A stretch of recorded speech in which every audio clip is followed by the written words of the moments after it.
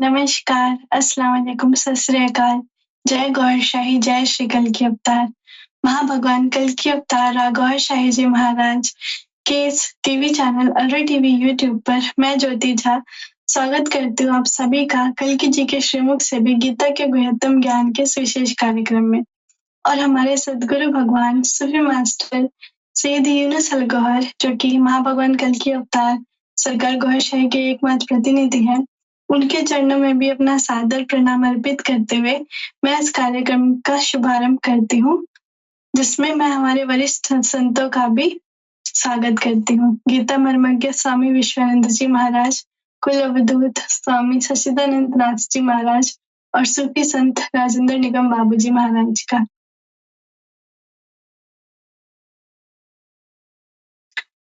आप सभी का इस कार्यक्रम में हार्दिक अभिनंदन है। आज के इस एपिसोड में हम भगवत गीता के पहले अध्याय के, जो पिछले बार हमने डिस्कस किया था, उसके आगे से हम सरकार गौहर शाही महाभगवान कल्कि अवतार जी के ज्ञान की रोशनी में समझने का प्रयास करेंगे। उसी से जुड़े कुछ प्रश्न हैं जो मैं आपसे करना चाहती हूँ, और इसी संदर्भ में मैं अपना सबसे पहला प्रश्न स्वामी विश्वानंद जी महाराज से करूंगी। प्रश्न यह है कि भीष्म जैसे अनुभवी योद्धा द्वारा शंखनाद को सिंहनाद कहा गया है। यदि यह नाद आत्मबल का प्रतीक था, तो फिर युद्ध से पहले इतनी तीव्र गर्जना की आवश्यकता क्यों पड़ी? क्या यह बाहरी साहस के पीछे छिपी किसी आंतरिक अस्थिरता की ओर संकेत करता है?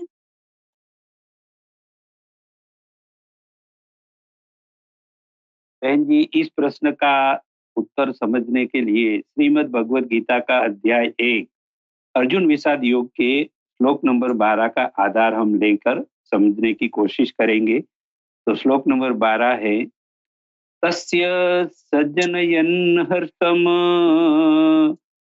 कुरु वृद्धः पितामह सिंहनादं विनद्याच्येह शंखं दमो प्रतापवान। इस श्लोक में समझाया है कि अहंकारी, लालची, क्रोधी दुर्योधन को खुश करने के लिए भीष्म पितामह युद्ध के मैदान में युद्ध की शुरुआत में ही शंख में से सिंहनाद जैसा बड़ा आवाज निकाल के शंखनाद किया। इसके पीछे भीष्म पितामह का दो मकसद था। प्रथम तो वे उनकी सेना के मुख्य दुर्योधन को खुश करना चाहते थे, और दूसरा अर्जुन की सेना के योद्धाओं को डराना चाहते थे। ये शंखनाद तो शरीर और शंख फूकने से बाहरी रूप में हो रहा था। इसको अगर हम मनुष्य के शरीर में समझने की कोशिश करें तो नाभि आत्मा में स्थित नाभि आत्मा रूपी दुर्योधन दानव को खुश करने के लिए ब्रह्म रूपी भीष्म का भाव चाहे कितना भी आवाज का जोर लगा के करे, लेकिन हृदय में स्थित आत्मबल से संपन्न आत्मा रूपी अर्जुन को डराकर उनके ऊपर प्रभाव डाल नहीं सकते हैं। यहाँ दो शक्तियों के बीच जो मनुष्य के शरीर में भावों और कर्मों का सतत युद्ध चलता रहता है, उनको समझना बहुत जरूरी है। वो दो शक्तियां में से एक है नाभि आत्मा की नकारात्मक शक्ति, जिसको यहाँ दुर्योधन के रूप में समझाया है, और दूसरी शक्ति है आत्मा की हकारात्मक शक्ति, पॉजिटिव शक्ति, जिसको यहाँ अर्जुन के रूप में समझाया है। इस दोनों सेनाओं के सेना नायकों के बीच नकारात्मक भावों और हकारात्मक भावों का सतत युद्ध चलता ही रहता है। बहन जी ने जो यहाँ प्रश्न किया है, उसको समझने के लिए कुछ उदाहरणों से समझे तो सिंह गर्जना करने वाला सिंह अपनी गर्जना से जंगल में छोटे छोटे पशुओं को डराकर उसको महात कर देता है, लेकिन आत्मबल वाला मनुष्य के हंटर के सामने वे डर के उनका गुलाम बन के सर्कस के खेलों में उनके सामने आजाद होकर भी सिंह वहां आजाद किया जाता है, मुक्त किया जाता है, फिर भी आत्मबल से संपन्न हंटर वाले इंसान के डर जाने से हार मान लेता है। वे इंसान केवल हंटर के इशारों से सिंह को हुक्म करता है, वैसा वे सिंह सर्कस के खेलों में वैसा ही व्यवहार करता है। वहां सिंह की गर्जना काम नहीं आती है। आत्मबल से संपन्न इंसान के सामने सिंह अपनी हार को स्वीकार कर लेता है। ये उदाहरण है। दूसरा उदाहरण है, गाजिया में बरसे नहीं, यानी कि जो बादल पानी से भरपूर नहीं होते हैं, वे हल्के होने से हवा के बल के सामने हार मान के आपस में टकरा कर गर्जना तो करते हैं, लेकिन उसमें पानी की पूर्णता रूपी आत्मविश्वास न होने से वे बरस नहीं सकते हैं, लेकिन वे हवा से बिखर जाते हैं। तीसरा उदाहरण, बसने वाले कुत्ते इंसान को काटते नहीं है, इसके पास काटने का आत्मविश्वास होते हैं। वे बिना बसे चुपचाप, यानी कि जिस जिस कुत्ते के पास आत्मविश्वास होता है कि मैं उसको काट लूंगा, वो बिना बसे चुपचाप चोरों को काट के हरा देते हैं, भगा देते हैं और अपने मालिक के प्रति वफादारी अदा करके उनको सदा लाभ देते रहते हैं। चौथा उदाहरण अगर हम देखें तो कल्कि अवतार के नुमाइंदे और अपने सबके महान सदगुरु महाराज यूनुस अल गौहर जी के पास ज्ञान, पवित्रता और कल्कि अवतार रार रियाज गौर साई जी महाराज की आध्यात्मिक शक्तियों प्राप्त होने से, उनके पास प्रचुर मात्रा में आत्मबल होने से वे रूहानी मिशन के विरोधियों के सामने बिन जरूरी बहस रूपी गर्जना नहीं करते हैं और चुपचाप रूहानी मिशन को संपूर्ण दुनिया में जन जन तक पहुंचाकर विजयी हो रहे हैं। ये सब उदाहरणों से समझ में आता है कि भीष्म पितामह के पास विजयी होने का आत्मबल, यानी कि आत्मविश्वास न होने से उनको बाहरिक रूप से शंख को शंखनाद करना पड़ा था। वे अर्जुन और उनकी सेना को ऐसा बाहरिक आवाज करके डराना चाहते थे, लेकिन सामने अर्जुन के पास भगवान श्री कृष्ण ने दी हुई आध्यात्मिक शक्तियों का आत्मबल था। इसलिए उन भीष्म पितामह की तरह बाहरिक रूप से आवाज किए बिना भीष्म पितामह और दुर्योधन की सेना को चुपचाप बाणों से हरा दिया था, क्योंकि उनके पास आत्मा की आंतरिक स्थिरता थी। जब भीष्म पितामह के पास वे न होने से उनको शंखनाद करके बाहरी ऐसा साहस करना पड़ रहा था। जी बहन जी।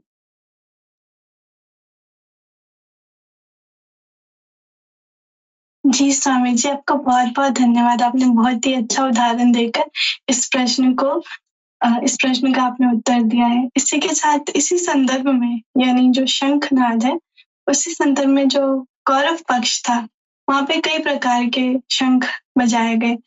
तो इसी संदर्भ में मैं आगे का प्रश्न भी स्वामी सच्चिदानंद नाथ जी महाराज से करूंगी। कौरव पक्ष के सभी योद्धाओं ने एक साथ शंख, ढोल और नगाड़े बजाए।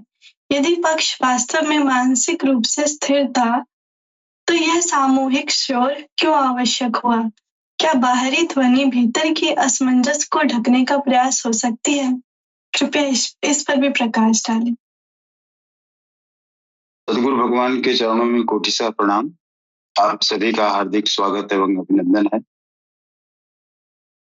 प्रकृति के दो छोर हैं, एक तो आनंद से जुड़ा है, परमानंद से जुड़ा है, परमात्मा से जुड़ा है, और दूसरा छोर दुनिया से जुड़ा है।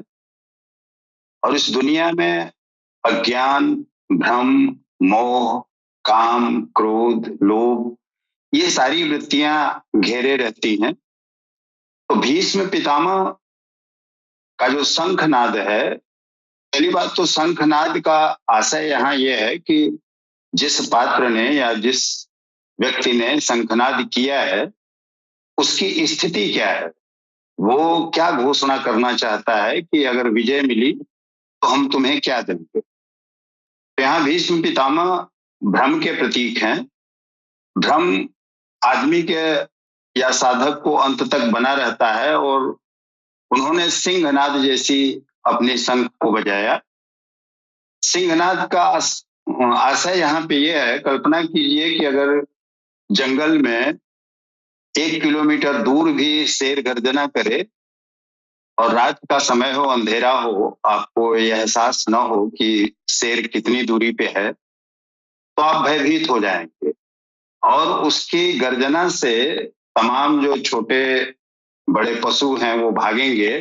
तो उसका जो कोलाहल होगा, उसका जो हलचल होगी, वो भी एक ध्वनि के रूप में ही यहाँ पे चित्रित किया गया है। भ्रम के साथ जो मोह है, वो संतुष्ट करना चाहता है अपने मोह को। जो हम इस दुनिया को छोड़ना नहीं चाहते हैं, जो लोभ है इस दुनिया के प्रति, हम आत्मा की तरफ जब बढ़ते हैं तो यही कालकूट विष है जो हमें भ्रमित करता है अज्ञान के कारण।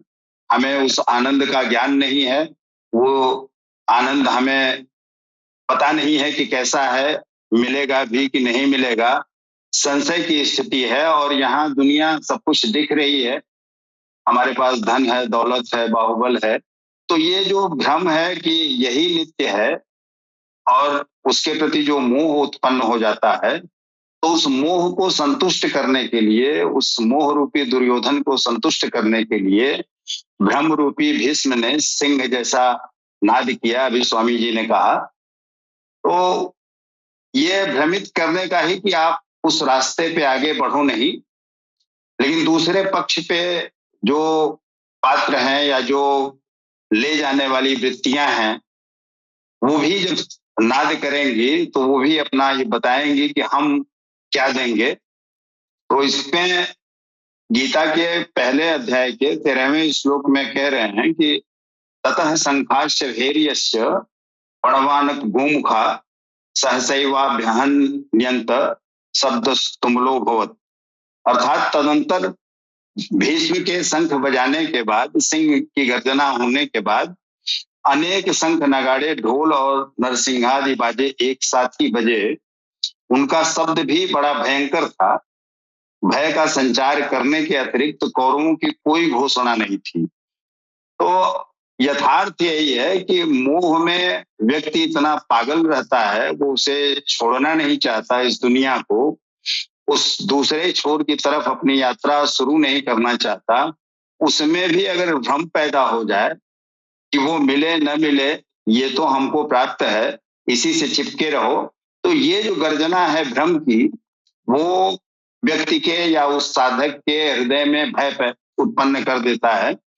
और उस भय के कारण हो सकता है कि अगर प्रारंभिक स्तर का साधक है तो अपनी यात्रा पे आगे न निकले, और अगर निकल गया है, आपने देखा कि गीता के उस पात्र को केवल गीता सुनाई गई भगवान कृष्ण के द्वारा या सदगुरु के द्वारा जो मध्य में है, और उस मध्य के पात्र को सुनाने के लिए रणक्षेत्र के मध्य में आना पड़ा।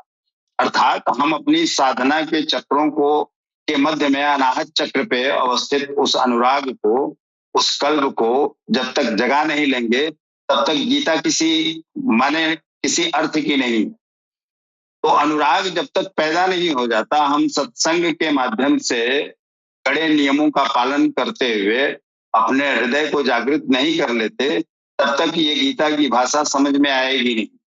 और दो ही लोग जिन पे कृपा हुई उसको गीता सुनाई पड़ी, या जिसका कल्ब जागृत हो गया था, जिसका हृदय जागृत हो गया था, जो अनुरागी हो गया था, जिसका रुख उस परमात्मा की तरफ हो गया था, उसको सदगुरु की बात समझ में आई या वो गीता समझ में आई। अन्यथा बाकी के लोग नीचे जो थे वो भयभीत हो ही जाएंगे भ्रम के शंखनाद से, भीष्म के शंखनाद से। और भीष्म के साथ अनेक जो ढोल नगाड़े बजे, वो भय पैदा करने के लिए बजाए गए कि तुम उधर न जाओ, परमात्मा की तरफ न जाओ, उस आनंद की तरफ न बढ़ो, तुम इसी दुनिया में लिप्त रहो। और यही नित्य है।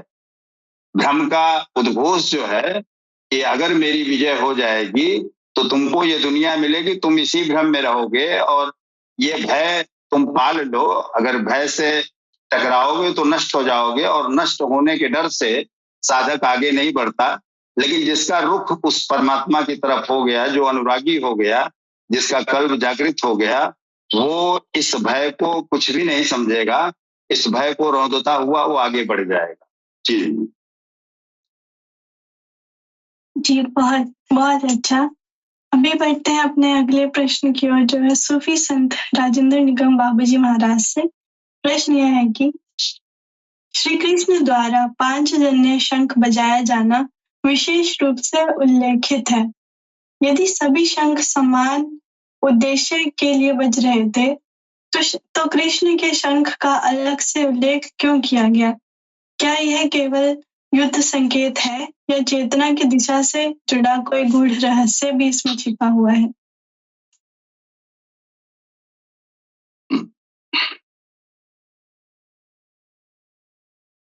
सर्वप्रथम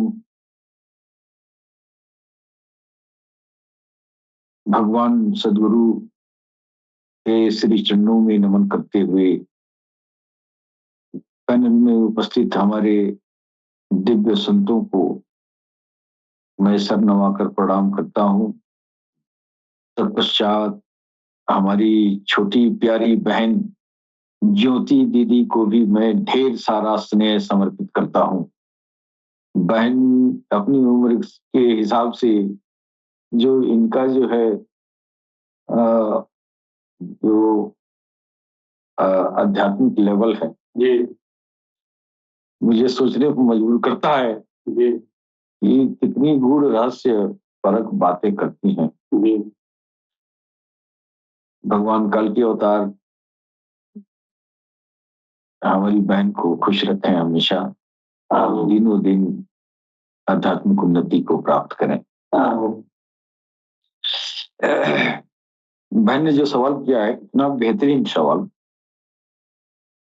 भगवान कृष्ण ने जो पांचजन्य जो शंख बजाया है, पांचजन्य शंख शंख होता है। शंख का मतलब होता है कि उद्घोष करना,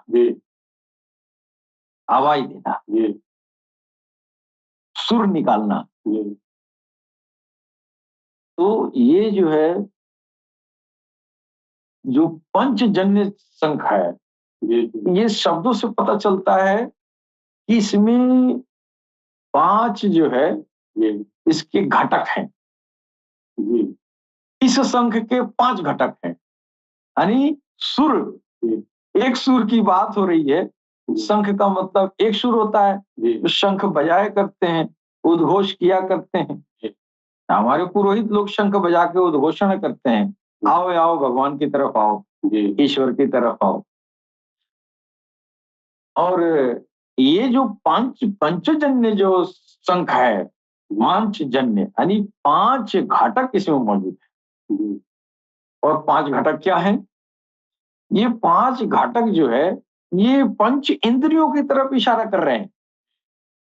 और इंद्रियां क्या होती हैं? शब्द, स्पर्श, रूप, रस, गंध का जो है वो प्रतिनिधित्व करती हैं।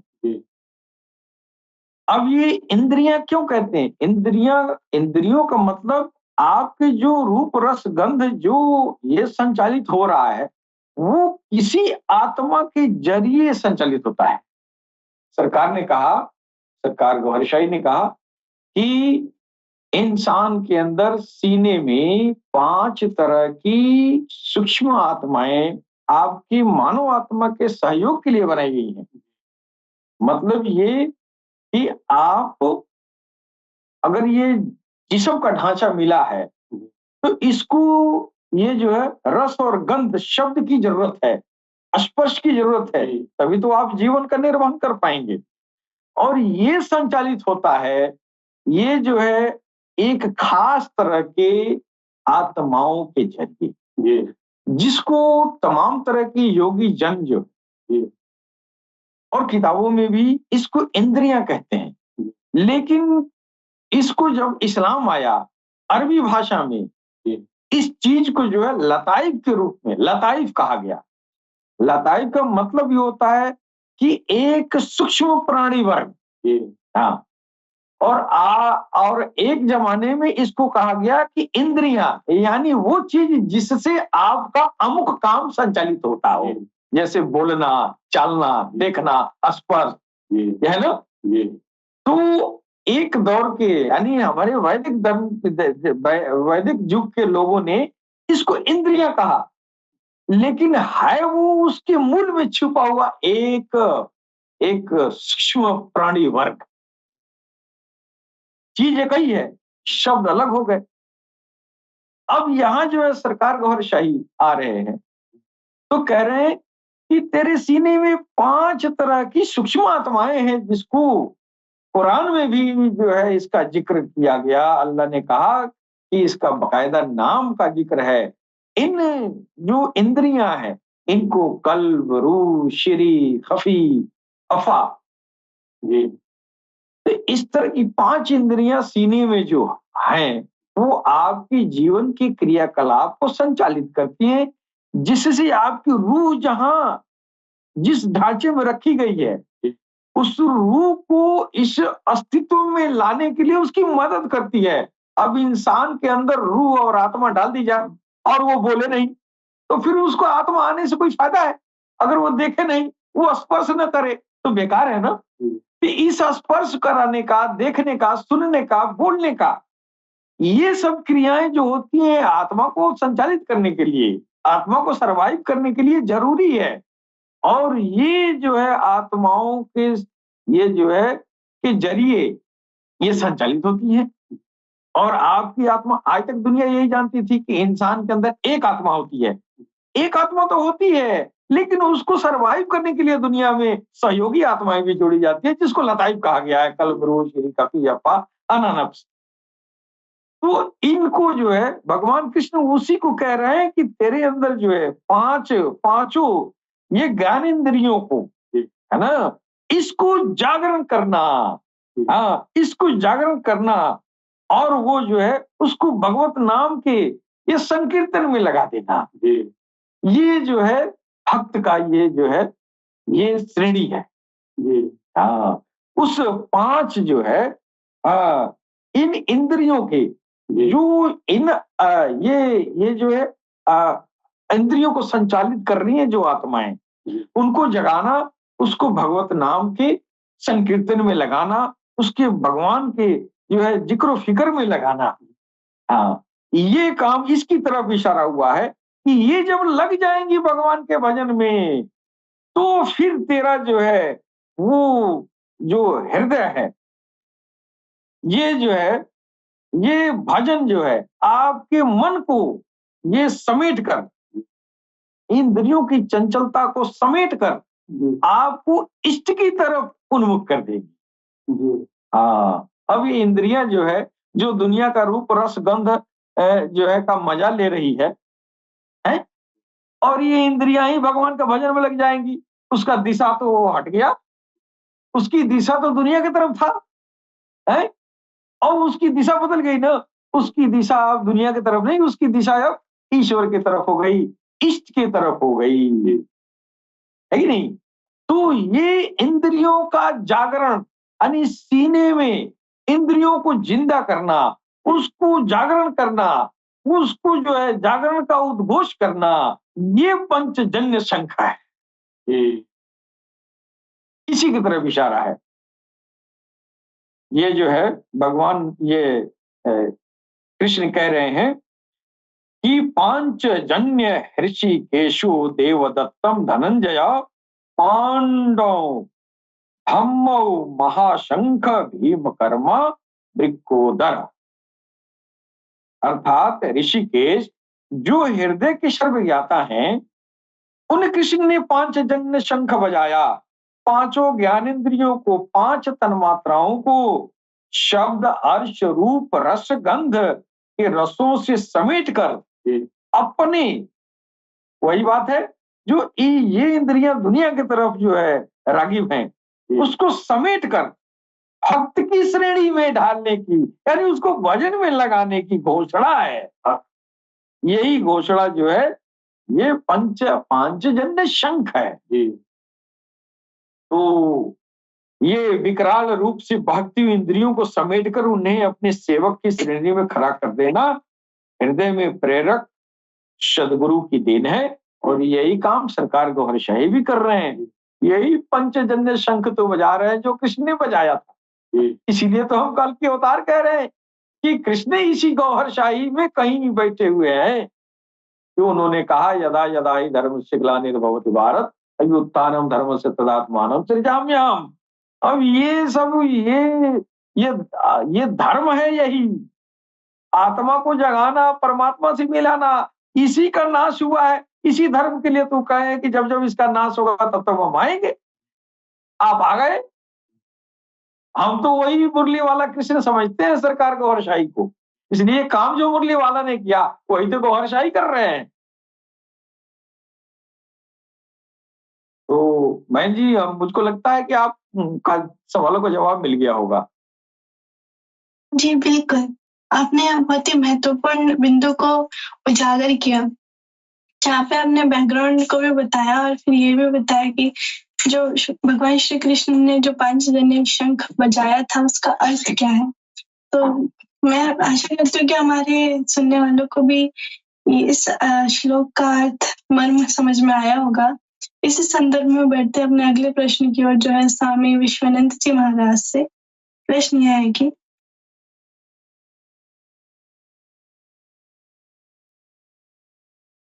अर्जुन के शंख का नाम देवदत्त बताया गया है। यदि दैवी कृपा केवल नाम या साधन से मिलती तो सभी योद्धाओं के शंख विशेष क्यों न होते। फिर अर्जुन के शंख को अलग पहचान क्यों दी गई है, कृपया इस पर भी प्रकाश डालें। अभी हमारे संत राजेंद्र निगम जी ने कृष्ण ने जो पंचजन्य शंख बजाया था उसकी बहुत अच्छी तरह से समझदारी हम सबको दी है। इसी तरह अर्जुन के पास जो शंख था उसका नाम देवदत्त रखा गया है, तो उसका भी बहुत अच्छा अर्थ है। तो यहाँ देवदत्त का अर्थ पहले हम समझने की कोशिश करें तो देव यानी देवता और दत्त यानी दिया हुआ। तो यहाँ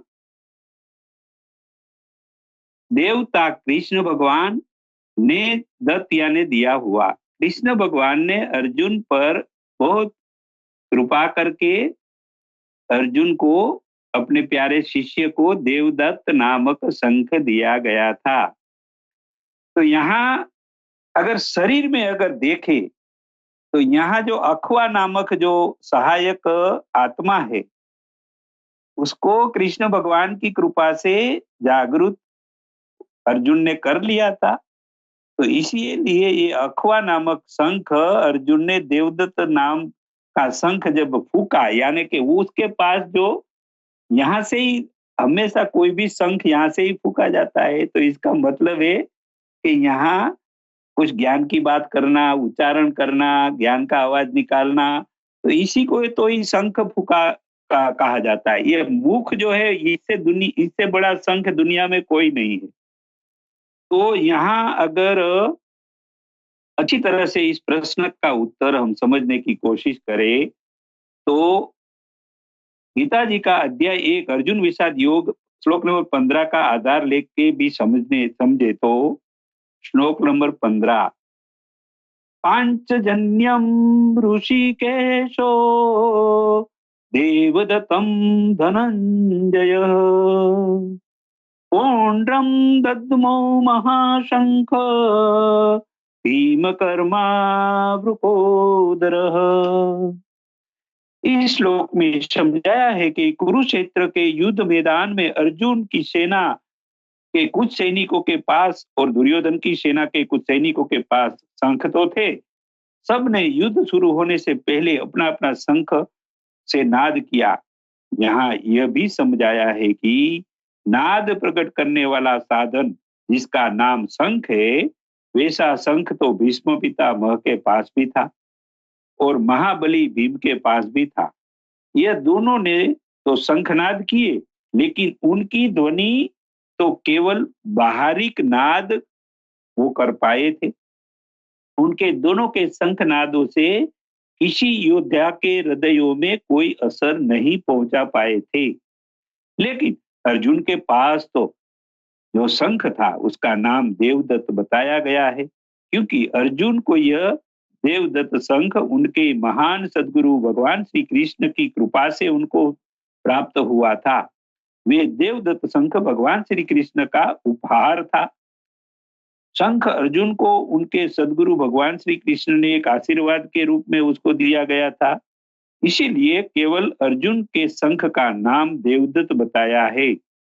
जिस देवदत्त शंख के नाद से दोनों सेना के सैनिकों के दिलों में युद्ध करने की उत्तेजना नहीं प्रकट हुई, बल्कि आपस में दया, करुणा और शांति स्थापन करने की इच्छाएं प्रकट हुई। इसीलिए तो अर्जुन के शंख का नाम देवदत्त बताया है। वे देवदत्त शंख के आवाज में शांति स्थापन करने का सद्गुण और भगवान श्री कृष्ण की देवी कृपा उसमें शामिल होने से वे शंख का नाम देवदत्त बताया है। वे यहाँ सत्य साबित हो रहा है।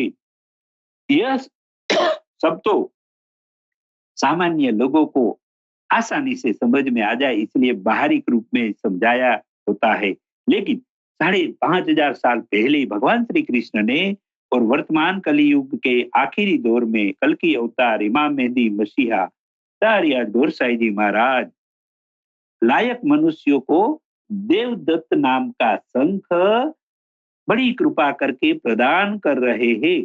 5,500 साल पहले भगवान श्री कृष्ण की कृपा और आशीर्वाद से मात्र अर्जुन एक शिष्य को ही देवदत्त नाम का बातिनी गुण वाला यानी कि आध्यात्मिक शक्तियों से संपन्न ऐसा देवदत्त नामक शंख प्राप्त केवल अर्जुन को ही हुआ था, जिसके नाद से युद्ध भूमि में युद्ध करने की इच्छा वाले योद्धाओं के दिलों का भाव बदल गया, शांति, दया, करुणा में बदल दिए थे।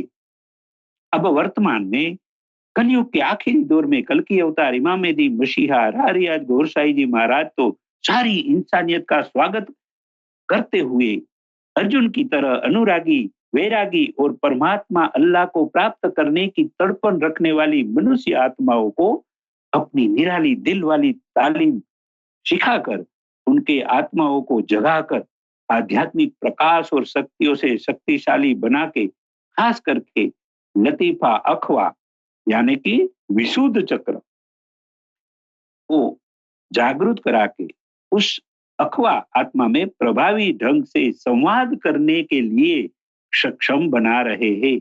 इस तरह सक्षमता प्राप्त किए हुए कल की अवतार के सब पैरोकार प्रेमी फिर सदा सत्य बोलते हैं और सत्य सुनने की क्षमता भी प्राप्त कर लेते हैं। इस संतुलित ये गला चक्र जो है, गला चक्र की ऊर्जा सच्चा और स्पष्ट वार्तालाप करने को प्रोत्साहित करती है। जो गला चक्र की ऊर्जा अब कल की अवतार सारी इंसानियत को प्राप्त हो जाए, इसके लिए अलरा टीवी यूट्यूब चैनल के माध्यम से प्रदान कर रहे हैं, यानी कि महान सदगुरु महाराज सूफी मास्टर यूनुस अलगोर जी के जरिए से जिज्ञासु साधकों को ये देवदत्त नाम का शंख प्रदान कर रहे हैं।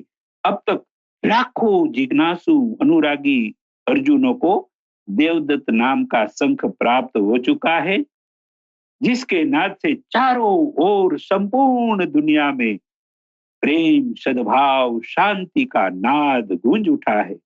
ये वर्तमान में कल की अवतार रारियाज गोरसाई जी महाराज की सारी मानव जात को बहुत बड़ी कृपा और देन है। जी बहन जी स्वामी जी, बहुत ही सुंदर मैसेज भी आपने इस प्रश्न के उत्तर में दिया है। आपने बिल्कुल सही कहा कि जो भगवान श्री कृष्ण देने आए थे 5,000 वर्ष पूर्व, वही आज महाभगवान कल की अवतार सरकार गौर शाही पूरी इंसानियत के लिए लेकर आए हैं। इसी के संदर्भ में अभी बढ़ते अपने अगले प्रश्न की ओर, जो है स्वामी सच्चिदानंद नाथ जी महाराज से। प्रश्न यह है कि भीम के शंखनाद को अत्यंत प्रचंड कहा गया है। यदि शक्ति ही विजय का कारण होती तो केवल प्रचंडता पर्याप्त क्यों नहीं मानी गई? क्या बिना सही दिशा और भाव के तीव्र शक्ति भी संघर्ष को बढ़ा सकती है? उदाहरण सहित समझाने की कृपा करें।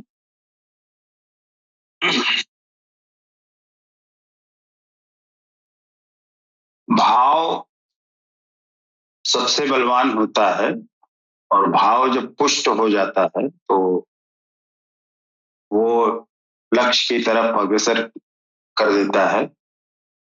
अभी सूफी साहब ने बताया कि सदगुरु ने यह भरोसा दिया, इन पांचों इंद्रियों को मैं अपनी दास्ता में ले लूंगा।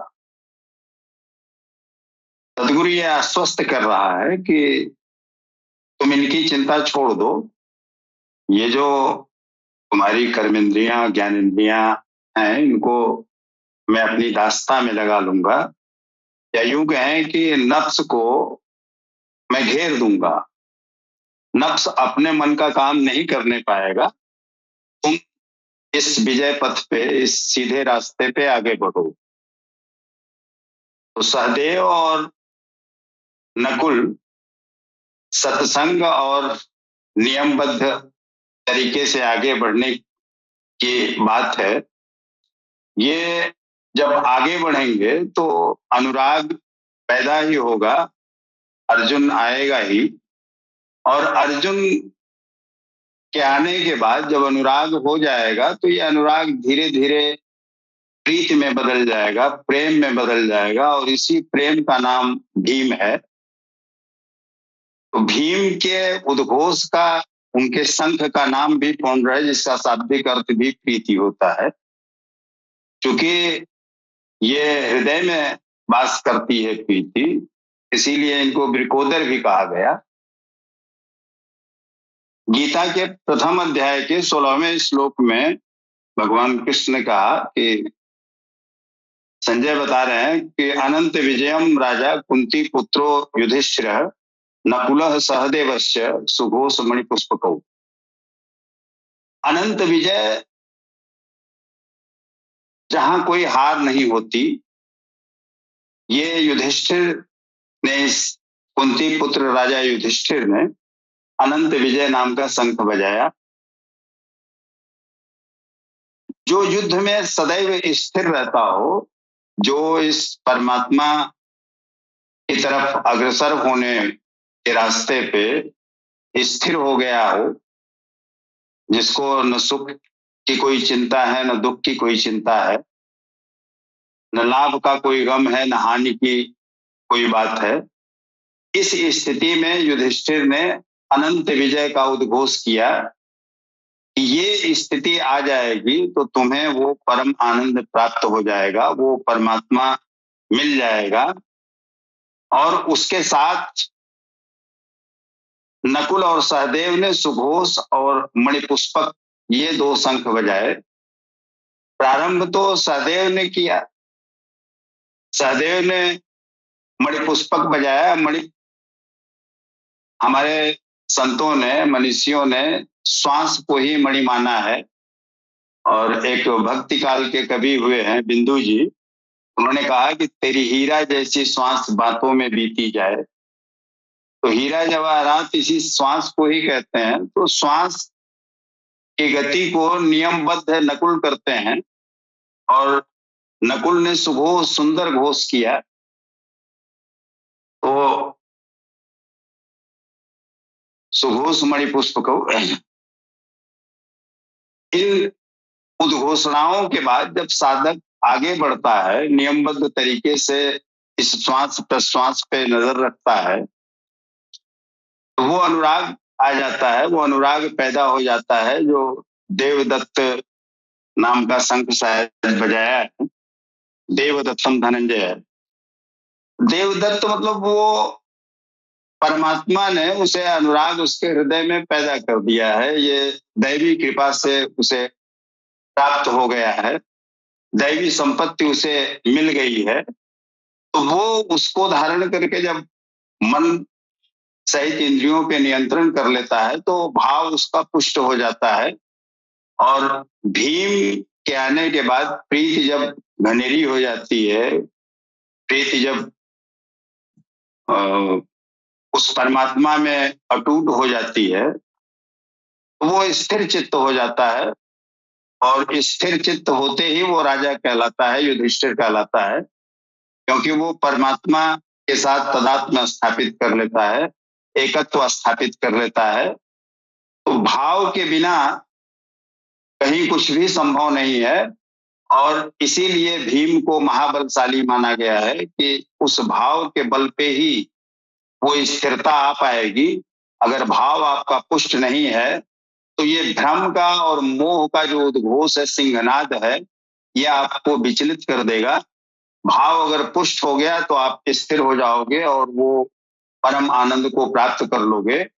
परमानंद जो लक्ष्य है आपका, जो परमात्मा तक जाने का आपका लक्ष्य है, वो मिल जाएगा। और इसमें सबसे बड़ी बात ये होती है कि जब तक आपको सदगुरु न मिले, वो ये आपको भरोसा न दे कि तुम इन इंद्रियों की चिंता छोड़ दो, इन लतायतों की चिंता छोड़ दो, इन नफ्स की चिंता छोड़ दो, इसको मैं देख लूंगा। जब तक सदगुरु ललकारता नहीं है, वो पंचजन्य संख का उद्घोष नहीं करता है, तब तक साधक निडर होके आगे नहीं बढ़ पाता। और जब सदगुरु आ जाता है, ये घोषणा कर देता है कि शैतान की चिंता तुम छोड़ दो, केवल इस रास्ते पे आगे बढ़ो, सहदेव और नकुल के रूप में अर्जुन बनो, क्रॉस करते हुए और अपने भाव को पुष्ट करते हुए स्थिर चित्त हो जाओ, हम में ही स्थिर हो जाओ। जब उस आनंद में स्थिर हो जाएगा तो मन, चूंकि आत्मा का सहचर रहा है, मन को आनंद चाहिए। तो जब वो आनंद उसे नहीं मिलता है तो इस दुनिया के आनंद में डूब जाता है, बाहर आनंद ढूंढने लगता है। लेकिन जब सदगुरु मिल जाता है तो वो उस आनंद की थोड़ी सी भी झलक दिखा देता है, तो मन उसकी तरफ हो जाता है और उसका रुख उसकी तरफ, उस परमात्मा की तरफ हो जाता है। वो कहे भी है कि मन एवं मनुष्याणाम कारणम बंध मोक्षो, मन ही हमारे बंधन और मुक्ति का कारण है। तो मन जब संतुष्ट हो जाता है, उस परमात्मा की तरफ उसका रुख हो जाता है, उसका भाव प्रबल हो जाता है, पुष्ट हो जाता है, तो स्थिर चित्त हो जाता है, उस आनंद में सराबोर हो जाता है और यही उसका लक्ष्य होता है। तो पांचजन्य और अनंत विजय, ये उद्घोष जो है साधक को पुष्ट कर देते हैं, वो अपने रास्ते पे आगे बढ़ता है और मंजिल की तक पहुंच जाता है। जी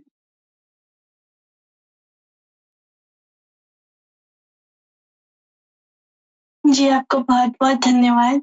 अभी हम चलते हैं अपने अगले और अंतिम प्रश्न की ओर, जो है सूफी संत राजेंद्र निगम बाबूजी महाराज से। प्रश्न यह है कि नकुल और सहदेव के शंखनाद को शुभ और नियमबद्ध बताया गया है। यदि नियम और अनुशासन ही समाधान होते तो महाभारत जैसा विनाशकारी युद्ध क्यों घटित हुआ? क्या बाहरी अनुशासन बिना आंतरिक रूपांतरण के अपूर्ण रह जाता है?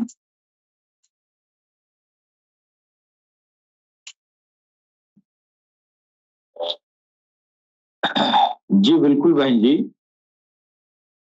बाहरी अनुशासन और अंदर के अनुशासन, जब तक बाहर अंदर का अनुशासन सही नहीं होगा, बाहर अनुशासन हो नहीं सकता।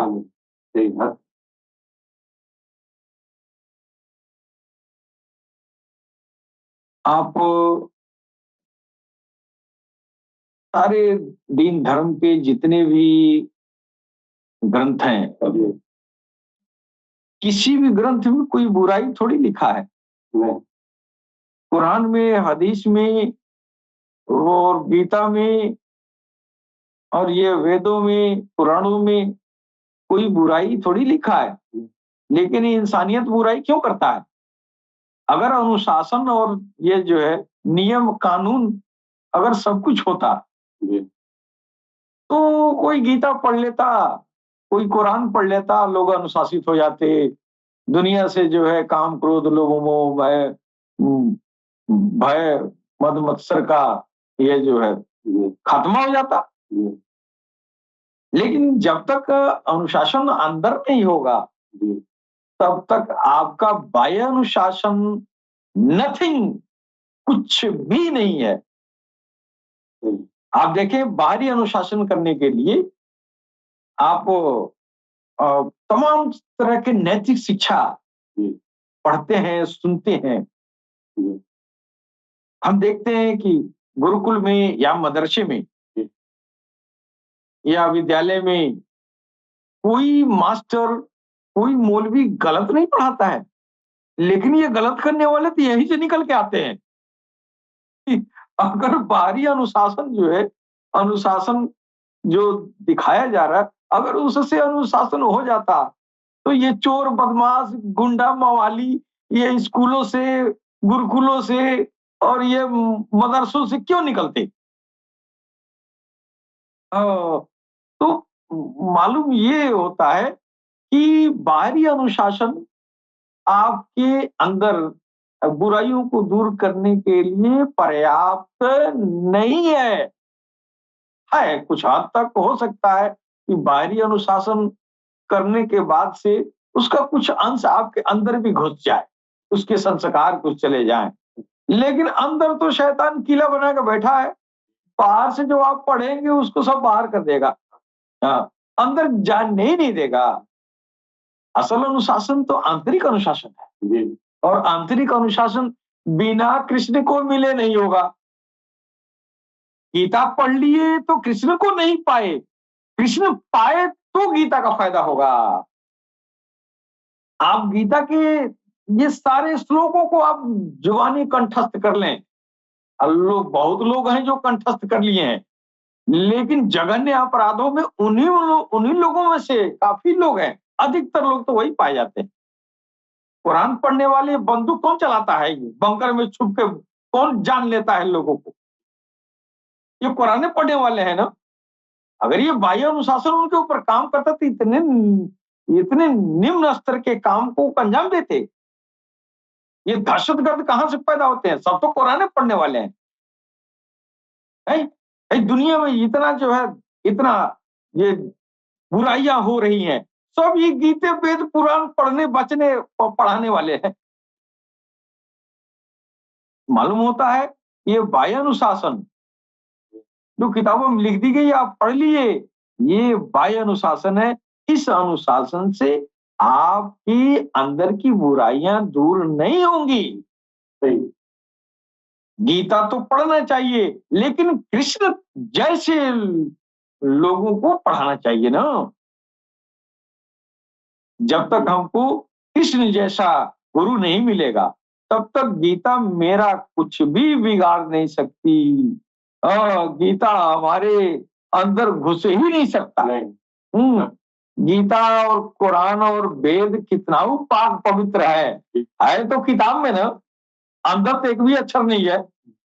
मुंह से पढ़ेंगे, जुबान में से गया, इस कान से गया, इस कान से निकल गया, इधर से सुने, इधर से, इसलिए कि अंदर गलाजत भरा है, घुसने ही नहीं देता है। तो गीता पढ़ने के लिए कृष्ण का हाथ पकड़ना जरूरी है, और कुरान पढ़ने के लिए गौर शाही का हाथ पकड़ना जरूरी है। जब तक, अब कुरान कह रहा है ना, देखिए आप, कह रहा है कि तुम ठीक ठीक सही सही इस्लाम पर गामजन होना चाहते हो तो तुमको मोहम्मद रसूलुल्लाह का इत्तेबा करना पड़ेगा। जब तक तुम मोहम्मद रसूलुल्लाह की इत्तेबा नहीं करोगे, इत्तेबा का मतलब क्या हुआ? जो उन्होंने किया वही करना है कि नहीं? जो क्रियाएं वो किया, उसी तरह कृष्ण ने जो किया, वो कृष्ण क्या है? वो गुरु है। जो गुरु कर रहा है वो करना पड़ेगा। गुरु की इत्तेबा करनी होगी तो मेरा कल्याण होगा, तो मेरी बुराइयां दूर होंगी। वरना ऊपर से बाहरी अनुशासन, बाह्य अनुशासन इंसान को कभी भी सीधे रास्ते पर नहीं ला सकता।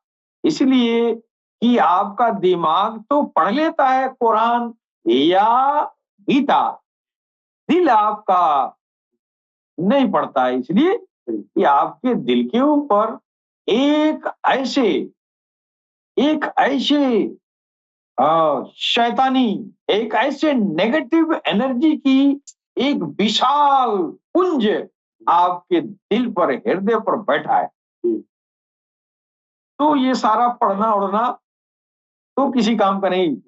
पढ़े, दिमाग में रहा, और ये दिमाग उस शैतानी, ये जो है प्राणी वर्ग नफूस और ये कली के कब्जे में बैठा है, वो तो घुसने ही नहीं देगा कभी अक्षर।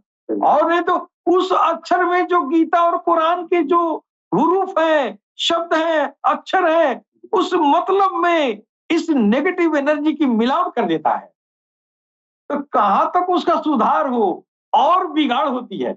आप देखें ना, जिनके अंदर वो शैतान दिल पे कब्जा करके बैठा है, अगर वो कुरान पढ़ता है तो कुरान के तर्जुमे को उलाट के बता देता है दुनिया को, जिससे दुनिया में नफरत फैलती है।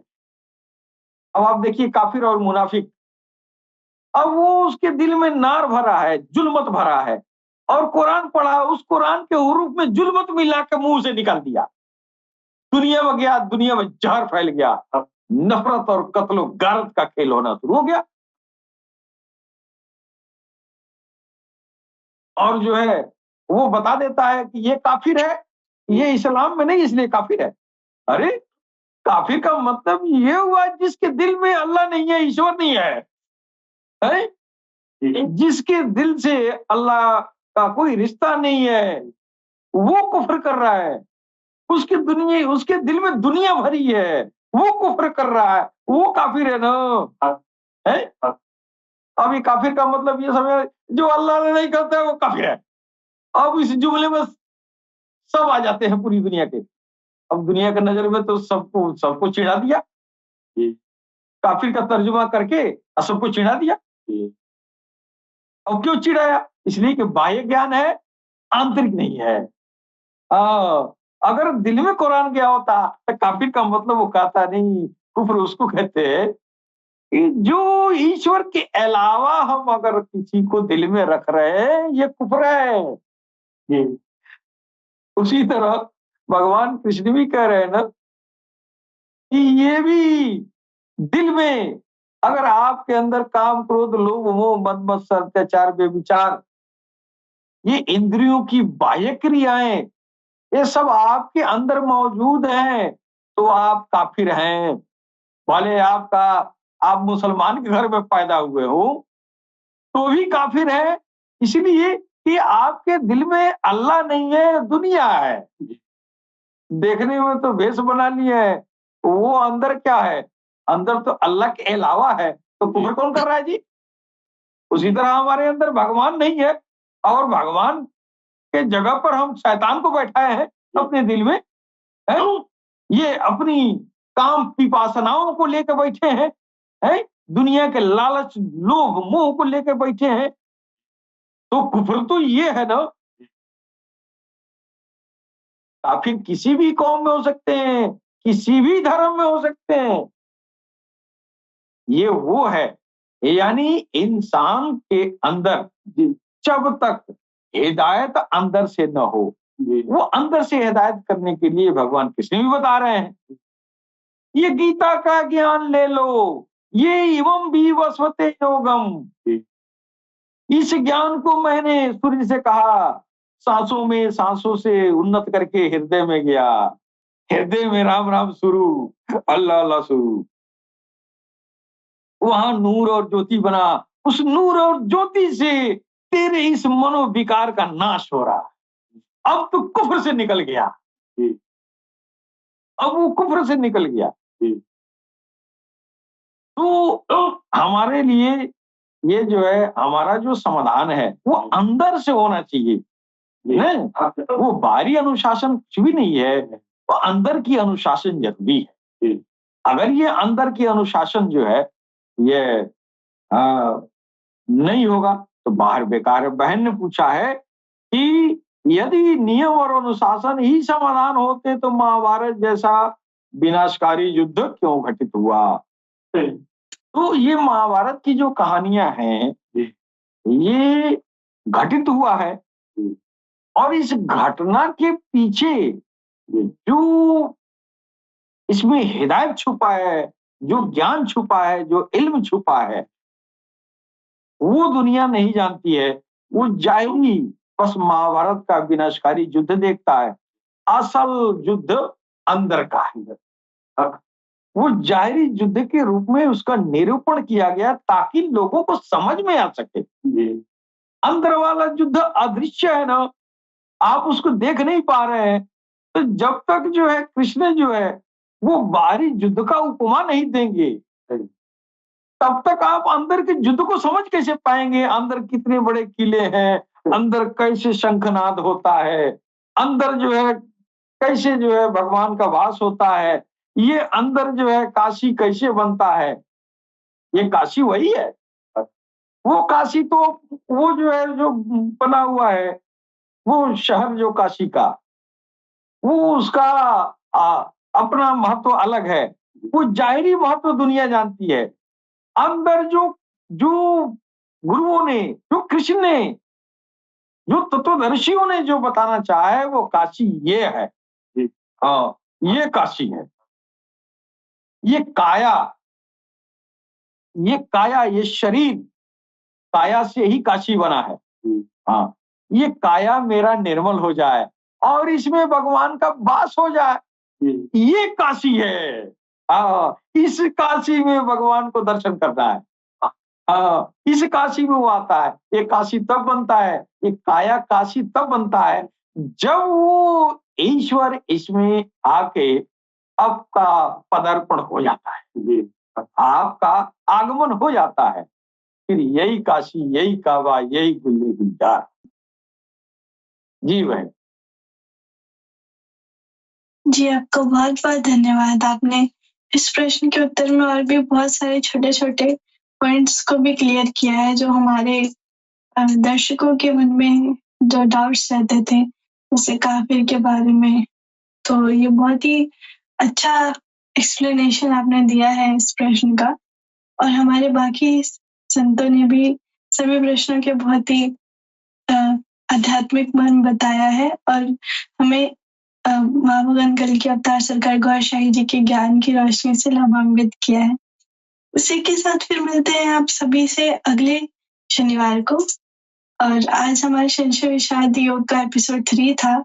अगले एपिसोड में हम भगवद गीता के इस अध्याय के आगे की जो ज्ञान की रोशनी है उसको माँ भगवान कल की अवतार सरकार गौर शाही के दिव्य ज्ञान की रोशनी में समझने का प्रयास करेंगे। तब तक के लिए आप सभी का बहुत बहुत धन्यवाद। जय गौर शाही, जय श्री कल की अवतार।